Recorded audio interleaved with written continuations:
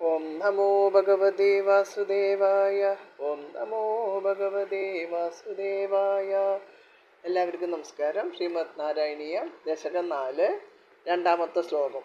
ഒന്നാമത്തെ ശ്ലോകം കൊണ്ട് പറഞ്ഞു, അഷ്ടാംഗയോഗം കൊണ്ട് താമസം കൂടാതെ അവിടുത്തെ പ്രസാദം ഞാൻ നിശ്ചയമായിട്ടും പ്രാപിക്കാം. അതിനു വേണ്ട ആരോഗ്യം എനിക്ക് തന്ന് അനുഗ്രഹിക്കണേ എന്നാണ് പറഞ്ഞത്.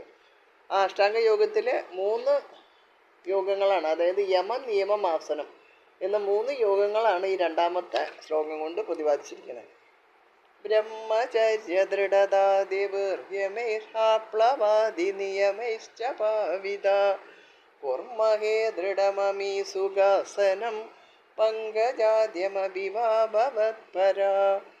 ബ്രഹ്മചര്യ ദൃഢതാദിഭിഃ യമൈഹി ആപ്ലവാദി നിയമൈഹി ച പാവിതാഹ കുർമഹേ ദൃഢം അമി സുഖാസനം പങ്കജാദ്യം അഭിവാ ഭവത്പരാഹ. ബ്രഹ്മചര്യ ദൃഢതാദിർയമേഹാപ്ലവാദി നിയമൈശ്ച ഭാവിത കുർമഹേ ദൃഢമമി സുഖാസനം പങ്കജാദ്യമഭിവാ ഭവത്പര. അമി വയം. അമി പറയുമ്പോൾ വയം എന്ന് ബഹുവചനാണ്. യോഗാനുഷ്ഠാനം ചെയ്യാൻ കഴിഞ്ഞാൽ കവിക്കുണ്ടാകുന്ന ധന്യതയെ സൂചിപ്പിക്കുകയാണ്. അമി ഭവത്പരാഹ, ഈ അടിയങ്ങൾ അങ്ങയെ തന്നെ ആശ്രയിച്ചവരായി.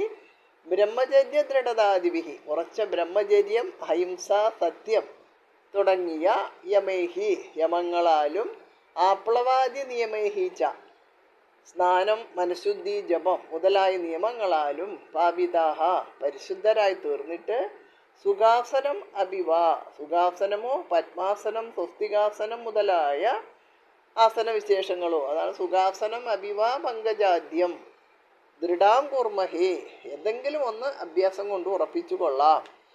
ഈ അടിയങ്ങൾ അങ്ങേ തന്നെ ആശ്രയിച്ചവരായി ഉറച്ച ബ്രഹ്മചര്യം, അഹിംസ, സത്യം തുടങ്ങിയ യമങ്ങളാലും സ്നാനം, മനഃശുദ്ധി, ജപം മുതലായ നിയമങ്ങളാലും പരിശുദ്ധരായി തീർന്നിട്ട് സുഖാസനമോ പത്മാസനം, സ്വസ്തികാസനം മുതലായ ആസന വിശേഷമോ ഏതെങ്കിലും ഒന്ന് അഭ്യാസം കൊണ്ട് ഉറപ്പിച്ചു കൊള്ളാം. ബ്രഹ്മചര്യ ദൃഢതാദിർയമേരാപ്ലവാദി നിയമൈശ്ച ഭാവിത കുർമഹേ ദൃഢമമീ സുഖാസനം പങ്കജാദ്യമഭിവാ ഭവത്പര. ബ്രഹ്മചര്യ ദൃഢതാദിർയമേരാപ്ലവാദി നിയമൈശ്ച ഭാവിത കുർമഹേ ദൃഢമമീ സുഖാസനം പങ്കജാദ്യമഭിവാ ഭവത്പര. ബ്രഹ്മചര്യ ദൃഢതാദിർയമേരാപ്ലവാദി നിയമൈശ്ച ഭാവിത കുർമഹേ ദൃഢമമീ സുഖാസനം പങ്കജാദ്യമഭിവാ ഭവത്പര. സർവത്ര ഗോവിന്ദ നാമ സങ്കീർത്തനം. ഗോവിന്ദ ഗോവിന്ദ.